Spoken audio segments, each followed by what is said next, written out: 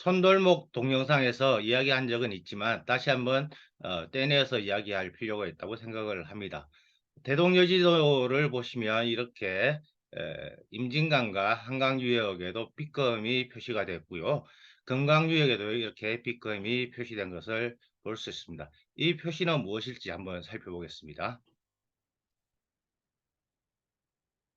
먼저 이쪽을 북쪽을 보시면 여기가 강화도입니다. 여기가 교동도예요. 그러면 여기가 바다 쪽이 되는 거고요. 바닷물이 이렇게 들어옵니다. 그래서 두 강이 만나는 지점, 만날교 무하, 임진강과 한강이 이렇게 만나는 지점을 교하라고 이야기를 하고 있고요. 이쪽에 보시면 이제 임진이라고 표시가 되어 있습니다. 이 임진나루의 이름을 따서 임진강이라고 이야기를 하는 거고요.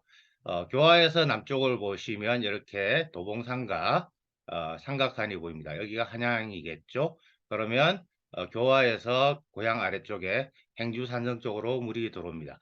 그러면 여기에 B금을 임진강에도 B금을 해놓고 여기에 한강에도 B금을 해놓는데 이 표시는 바닷물이 밀물 때 이제 어디까지 들어오는지를 표시를 한 겁니다. 그러니까 강화도 근방에서 기다렸다가 배들이 이렇게 밀물 때 밀물과 함께 한양으로 들어오는 거죠. 그래서 여기 보시면 서강이라든지 마포, 용산까지 여기까지 이제 바닷물이 들어오는 거고요. 그래서 한강유역에서는 조선시대 한양 근처에서는 서강, 마포, 용산 여기가 이제 우리나라 물류 중심지가 되는 겁니다.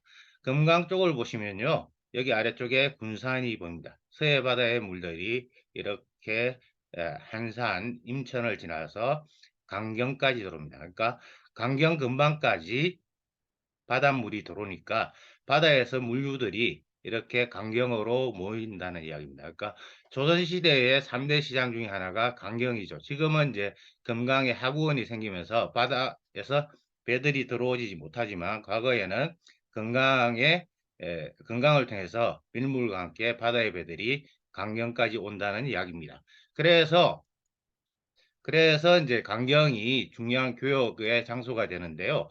택리지의 복고 총론을 보시면 생리라는 부분이 있습니다. 이거는 이익을 만드는 이익과 관련된 그 항목인데요. 여기에 보시면 이제 장사를 통해서 교역을 한다는 그 내용들이 등장을 합니다. 은진의 강경은 이제 조선시대 군현명이 은진이니까 은진의 강경은 충청도와 전라도의 육지와 바다 사이에 자리 잡아 금강 남쪽 평야 한가운데에서 하나의 큰 도회를 이룬다. 그러니까 도시라는 말을 쓰지 않고요. 조선시대에는 이제 도회라는 말을 쓰고 큰 도시는 대도시는 대도회라고 이름을 붙입니다. 대도회를 이룬다. 바닷가 사람과 산골 사람들이 모두 여기서 물건을 사고 판다. 그러니까 강경에서 바닷가와 산골, 육지와 바다, 평야와 바다가 만나는 지점, 큰 시장을 만드는 대도회가 되는 지역이 강경이라는 거죠. 그러니까 지금은 금강에 물이 막혀서 그 역할을 하지 못하고 쇠퇴를 한 거죠. 언제나 봄과 여름 사이에 생선을 잡고 해초를 뜯는데 이때에는 비린내가 마을을 뒤덮고 크고 작은 벼가 두 갈래로 갈라진 항구에 담장을 친 것처럼 주야로 늘어서 있다. 한 달에 6번씩 열리는 큰 장, 대시. 그러니까 강경이 큰 장이라는 거죠. 대시에는 원능은 각지에 무라가 와서 쌓인다라고 하죠. 그러니까 조선시대는 이제 화물이라는 표현을 쓰고요. 지금은 이제 무라라는 표현을 쓰죠. 그러니까 강경 자체가 금강에서 밀물과 함께 바다에 배들이 들어오고 평야에서 나온 물건들이 이제 교역을 이루어지는 큰 장소가 바로 이 강경이었다는 거죠. 그러니까 조선시대 물길과 연관해서 이제 한양에서는 마포, 서강, 용산이 큰 이제 물류 중심지가 되는 거고요. 금강육에서는 강경이 큰 시장이었다는 것을 말해주고 있습니다.